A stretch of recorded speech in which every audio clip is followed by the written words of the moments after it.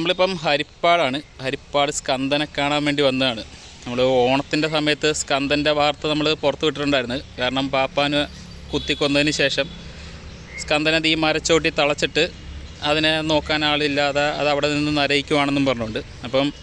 ഇപ്പം അതെല്ലാം കഴിഞ്ഞിട്ട് എന്ന് പറഞ്ഞാൽ പാപ്പാന്മാരെ കൊന്ന് ശേഷം ആനയെ തളച്ചിട്ട് ഇപ്പോൾ ഏതാണ്ട് 70 ദിവസം കഴിഞ്ഞ്. അന്ന് ഇവിടെ കൊണ്ട് കെട്ടിയത് ഈ മരച്ചോട്ടി. അത് കഴിഞ്ഞ് 70 ദിവസം കഴിഞ്ഞിട്ട് പോലും ഒരാൾക്കും ആനയുടെ അടുത്ത് പോയി ആനയെ അഴിച്ചത് ആ പുറകിൽ കാണുന്ന അതിൻ്റെ അപ്പുറത്ത് കാണുന്ന സ്കന്ദൻ്റെ തറിയാണ്. ആ തറിയിലോട്ട് മാറ്റാൻ പറ്റിയിട്ടില്ലെന്നല്ല, അതിന് ശ്രമിച്ചിട്ടില്ല. ദേവസ്വത്തിനോ അല്ലെന്നുണ്ടെങ്കിൽ ബാക്കിയുള്ള ഉദ്യോഗസ്ഥർക്കോ അതിനൊരു താല്പര്യമില്ല. ആന അവിടെ നിൽക്കട്ടെ, അവിടെ നിന്ന് ഇഞ്ചിഞ്ചായി ചാകട്ടെ, അതാണ് അവരുടെ ഒരു ആറ്റിറ്റ്യൂഡ്. അപ്പം സ്കന്ദൻ ഈ നിലയ്ക്ക് നിൽക്കുകയാണെന്നുണ്ടെങ്കിൽ അധിക നാൾ ആന ഉണ്ടാകത്തില്ല. ഹരിപ്പാടുകാർക്ക് സ്വന്തമായിട്ടൊരാന, ഞങ്ങളുടെ ക്ഷേത്രത്തിൽ ഞങ്ങൾ നടയിരുത്തിയ ഒരാന ഉണ്ട് എന്നുള്ള അഹങ്കാരം അത് തീരും. കാരണം ഈ നിലയ്ക്ക് നിന്ന് കഴിഞ്ഞാൽ ആനയ്ക്ക് എരണ്ടക്കെട്ട് വരുമോ, അല്ലെന്നുണ്ടെങ്കിൽ ഇപ്പോൾ സ്ഥിരമായിട്ട് എല്ലാ ആനകളും പോകുന്നത് ഒന്നെങ്കിൽ എരണ്ടക്കെട്ട് അല്ലെന്നുണ്ടെങ്കിൽ പാദരോഗം, ഇതിൻ്റെ അകത്ത് ഏതെങ്കിലും ഒന്നുകൊണ്ടായിരിക്കും.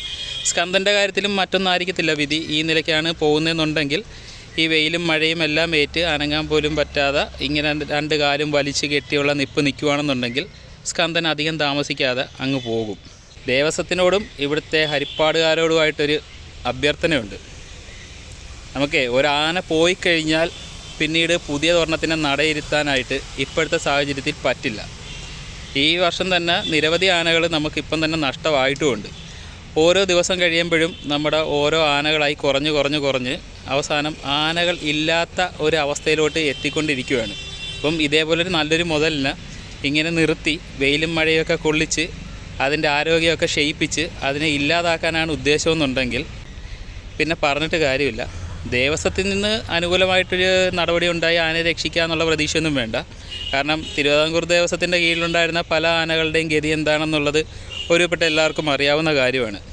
അത് കാരണം ഹരിപ്പാടുകാർ സ്വന്തമായിട്ട് ഇറങ്ങിത്തിരിച്ച് ഇവനെ രക്ഷിക്കുക എന്നുള്ളതല്ലാതെ ദേവസ്വം സ്വമേധയാ ഇവനെ രക്ഷിക്കാൻ വേണ്ടി പുതിയ പാപ്പാന്മാരെ എത്തിക്കാനോ ഇതൊന്നും പോകുന്നൊന്നുമില്ല.